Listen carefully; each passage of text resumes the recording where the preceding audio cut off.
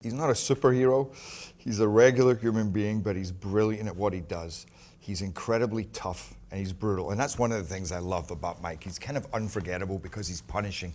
Perhaps, he's kind of an anti-hero sometimes when you look at him like that. He's definitely not the most perfect. He pushes too hard sometimes.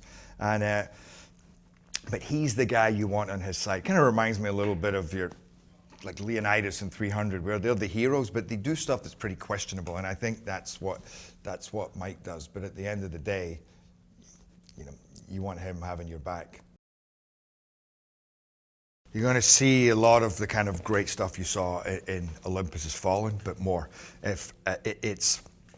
Whereas Olympus was the White House, this is kind of all of London and a lot of the world's leaders, and it happens in such a mind-blowing way.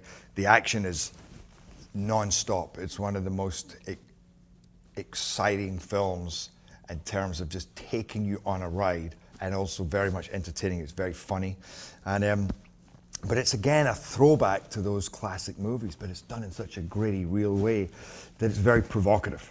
So you're watching this, and even though it's kind of insane, you're still like, what if? What if? And I like that, and that's something that we had in Olympus as well, which was, much as it was sensationalizing the idea, but the idea itself you play with and you go, that's actually very scary, but you get to watch it in a cinema and go home and be safe. But while you're in there, you're on that ride.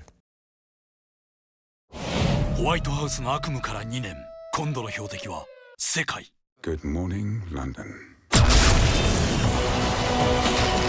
Get down! To our friends in the West, your time is over.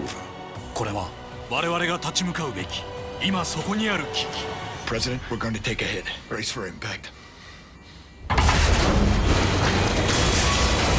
エンド・オブ・キングダム。